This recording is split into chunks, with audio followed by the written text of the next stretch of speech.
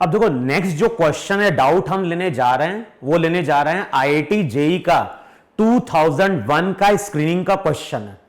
और ये जो क्वेश्चन है, इस क्वेश्चन में फ्रिक्शन का कॉन्सेप्ट वहां पे क्या है, इन्वॉल्व है। अब क्वेश्चन में क्या बोल रहा है, क्वेश्चन में बोल रहा है कि हमारे पास एक हेमिस्फेरिकल बॉल है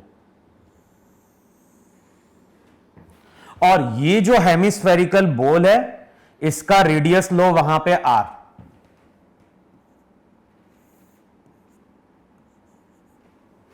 फिर क्वेश्चन में क्या बोल रहा है, हेमिस्फेरिकल जो बॉल है उसके बॉटम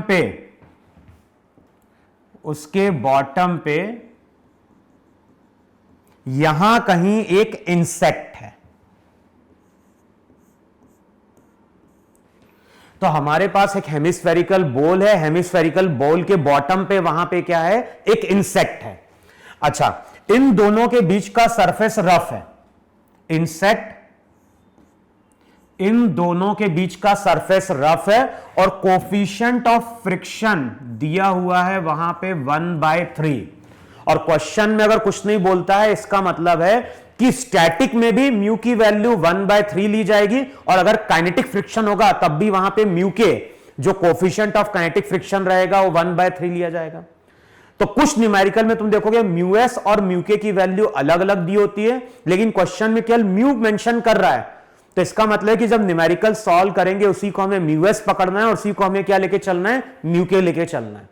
अब क्वेश्चन में क्या बोल रहा है, क्वेश्चन में बोल रहा है कि ये जो इंसेक्ट है, ये इंसेक्ट स्लोली क्रॉल कर रहा है। ये जो इंसेक्ट है, ये इंसेक्ट स्लोली क्रॉल कर रहा है। अगर स्लोली क्रॉल कर रहा है इसका मतलब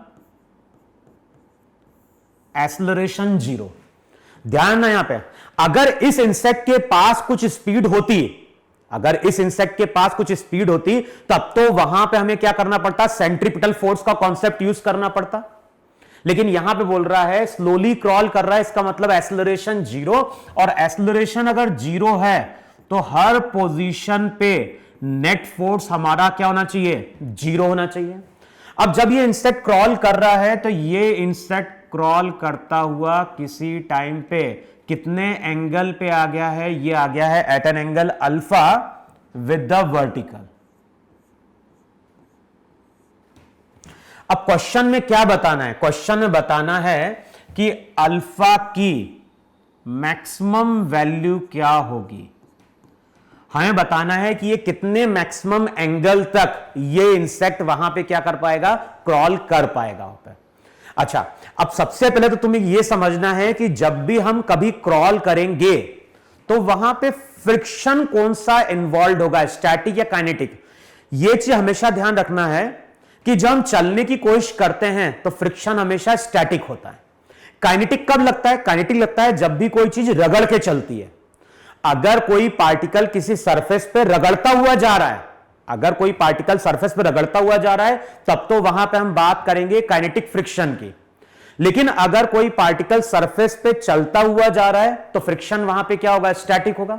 अब तुम इस चीज को समझो जरा कि जैसे ये सरफेस है और इस सरफेस पे हम क्या कर रहे हैं, क्रॉल करने की कोशिश कर रहे हैं। तो पहला एक लेग ऐसा आएगा, अब जब ये लेग आएगा तो ये लेग पीछे जाने की कोशिश करेगा, फिर ये दूसरा लेग ऐसा आएगा, फिर ये रुकेगा, फिर ये लेग ऐसा आगे जाएगा, फिर ये रुकेगा, फिर ये आएगा। तो चेक करो, देखो हम जब क्रॉल करेंगे तो क्रॉल हम ऐसे ही करेंगे, नहीं करेंगे सरफेस पे, ऐसे, फिर ऐसे, फिर ऐसे वहां पे।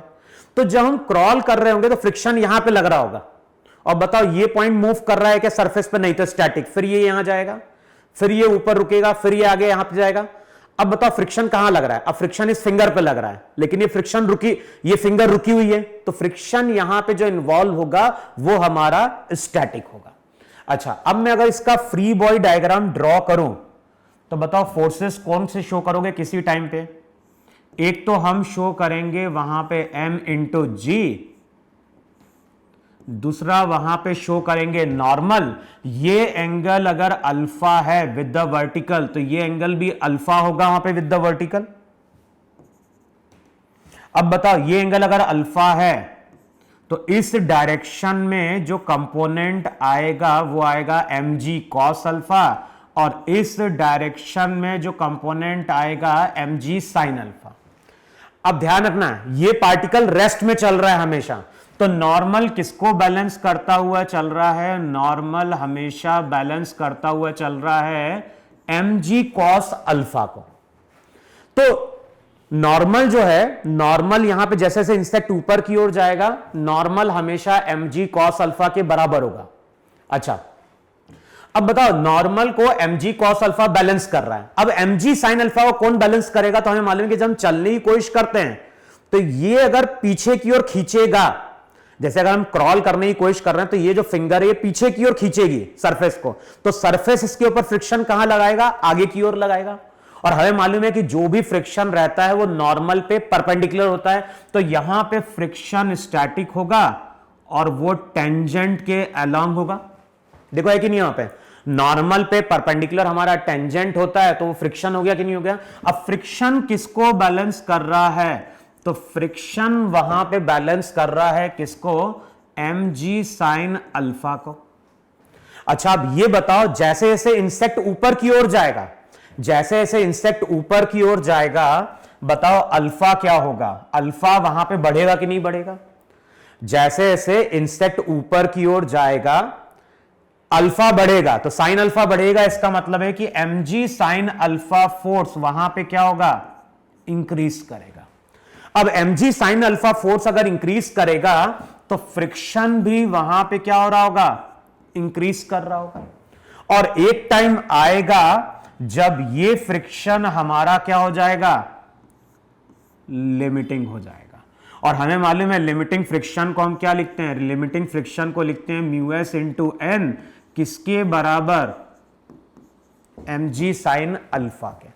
अब वैल्यू पुट कर दो वहां पे, म्यू एस हमारा म्यू है, नॉर्मल किसके बराबर है? mg cos अल्फा के, यहां पे हो गया mg sin अल्फा, mg से mg कैंसिल आउट होगा और रिजल्ट आएगा tan अल्फा म्यू के बराबर। म्यू कितना दिया है? 1/3 दिया हुआ। तो क्वेश्चन में यही पूछा गया है कि ये जो इंसेक्ट है, ये इंसेक्ट जब क्रॉल करेगा तो अल्फा की मैक्सिमम वैल्यू क्या पॉसिबल है? तो जो करेक्ट ऑप्शन होगा वो होगा tan अल्फा इक्वल्स टू 1/3, है कि नहीं? लेकिन देखो, थोड़ा सा क्वेश्चन को और थोड़ा डिटेल में जाके समझने की कोशिश करो। क्वेश्चन को सॉल्व करने का तरीका तो ये, लेकिन तुमने ये चीज सोचने की कोशिश करी क्या कि बताओ mg sin अल्फा तो क्या हो रहा है? बढ़ रहा है, फ्रिक्शन बढ़ रहा है।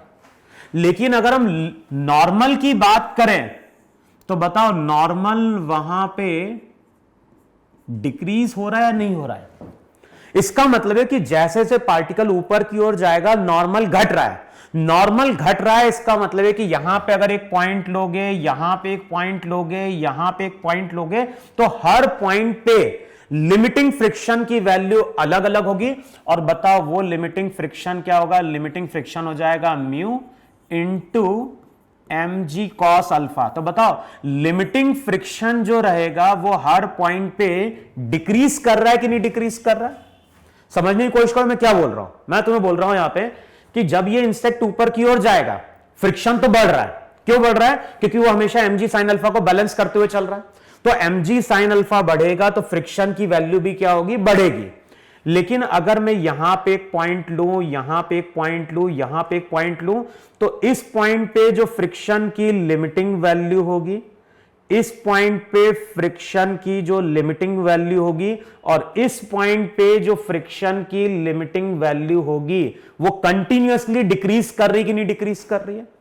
तो हो क्या रहा है? लिमिटिंग फ्रिक्शन कंटिन्यूअसली वहां पे क्या हो रहा है? डिक्रीज कर रहा है। लेकिन मैक्सिमम का मतलब क्या है? मैक्सिमम एंगल का मतलब है कि एक टाइम आएगा जबकि लिमिटिंग फ्रिक्शन किसके बराबर हो गया?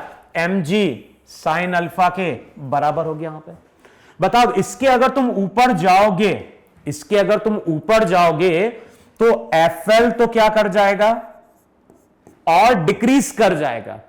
mg sin अल्फा और बढ़ जाएगा।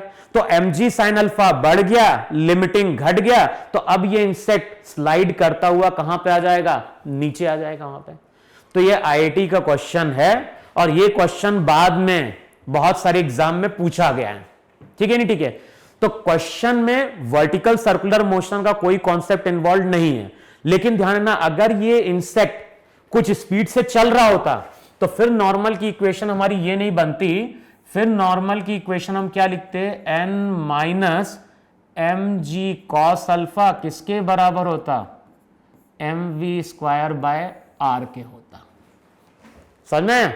तो यहां पे क्रॉल करने का मतलब है कि हमारा क्वेश्चन का कैलकुलेशन वहां पे क्या हो गया, इजी हो गया। हमेशा बॉडी रेस्ट में मान के चलतेंगे और नेट फोर्स को हम क्या कर देंगे, बैलेंस कर देंगे वहां पे। ठीक है, तो इतना नोट डाउन कर लो अब तुम लोग वहां पे।